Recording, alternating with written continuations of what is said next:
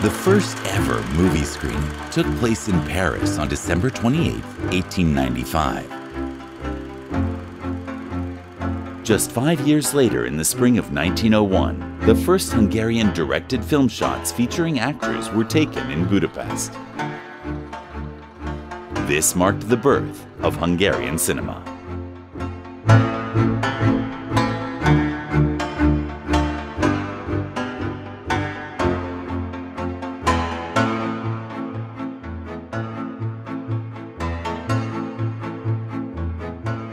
These short motion pictures were not standalone works, but illustrations for a lecture on the history of dance. As the new century dawned, people marveled at the wealth of new inventions and discoveries appearing virtually every day.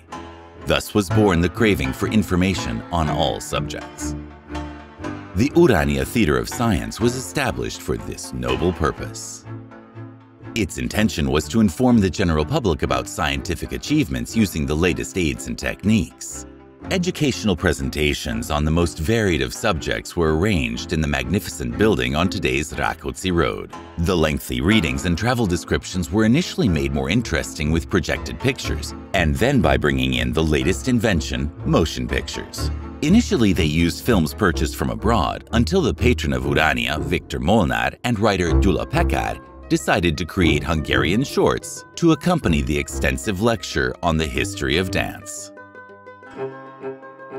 The films were directed by Béla Zsitkowski, Uránia's talented photographer. Together with his two-man crew, he began work in January. Using a projector he himself redesigned into a camera, the team shot the films on the roof terrace of Uránia. 20 short 1 to 2 minute scenes, so-called cinematograms. However, in the course of drying the highly flammable nitrate film, a bulb exploded.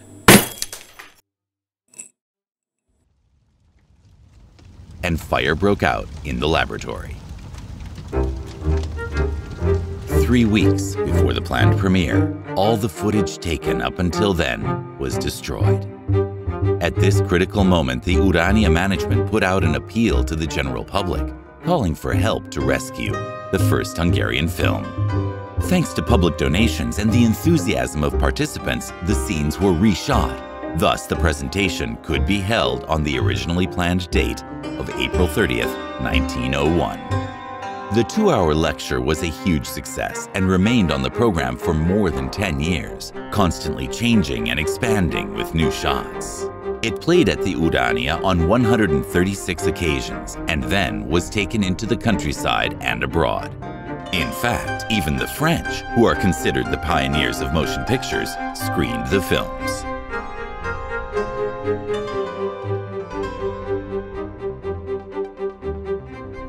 The author and reader of the lecture was the much-traveled writer Gyula Pekár, who later became one of the leading figures in state film management. The diverse musical material was compiled by composer Aurel Kern, who later became director of the Opera House. Since, at the time, film did not come with its own audio, the Uránia Orchestra played live at the time the shots were filmed and during the performances. Dancers were instructed by the ballet master of the Opera House, Cesare Smeraldi. 36 ballerinas took part in the filming, with male roles being danced by women. Béla Zsitkowski, one of the first Hungarian cinematographers, was an outstanding figure among the technical personnel. He trained as a photographer. He ran the Uránia photo laboratory, but he quickly realized the significance of the latest invention, motion pictures. Later on, he made many documentary and instructional films, and he was the cameraman on more than 30 feature films.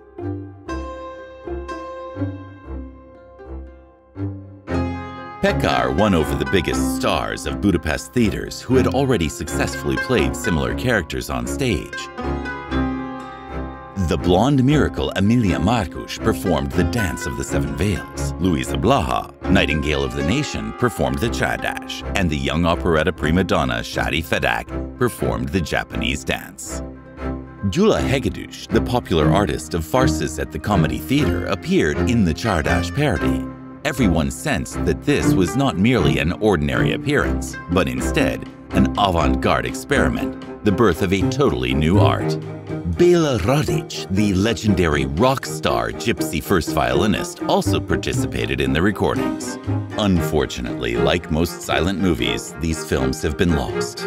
Today, we can only imagine what they were like from posters, photographs, lecture scripts, and press reports that have survived.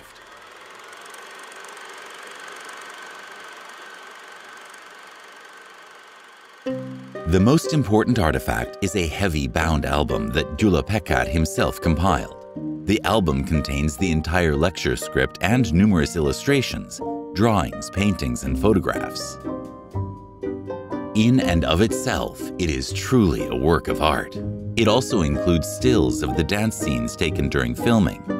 Thanks to the rich documentation, we know the majority of actors, musicians, and dancers by name.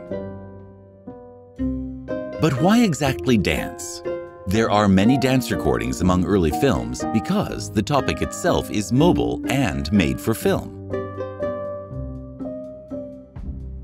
One of the most astonishing tinted recordings by Edison depicted the Serpentine dance. Pekád sourced the idea of the dance film from the spectacular ballet performances he saw at the Paris Expo in 1900, where visitors could marvel at modern dances, ethnographic folk dances of various nations, and famous dances of ancient times. This division into three parts was evident in Pekád's lectures, and the similarity of the posters is also striking.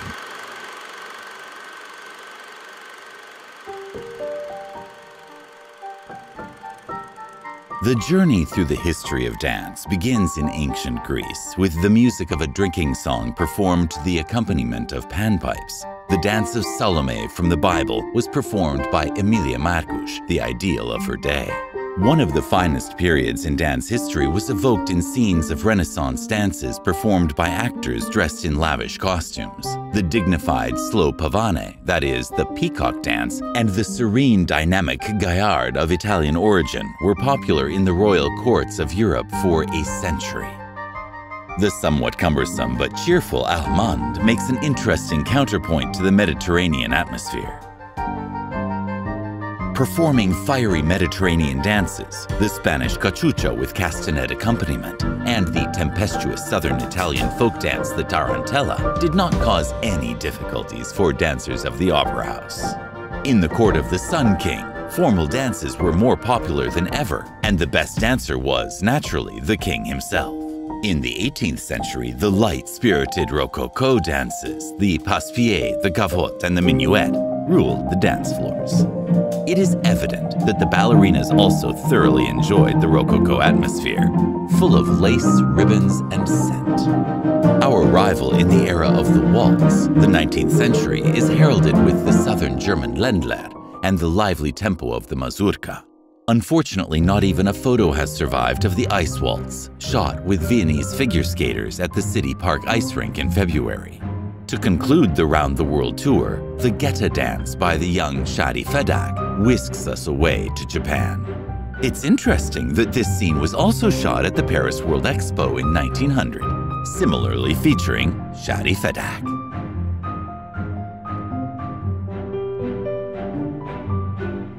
The national pride around the millennium period was also manifested in that the lecture reached its high point with Hungarian dances. Pekád criticized young people for dancing the Boston instead of Hungarian dances. After all, they could learn our own pavane, the slow and stately polotás, the recruiting dance also known as the verbunkos, and the körmagyar, which translates to round Hungarian. The film shows how the csárdás should be danced and how it shouldn't. The modern csárdás scene parodied the urban middle class who, dressed in evening wear, danced enthusiastically but in a clumsy manner.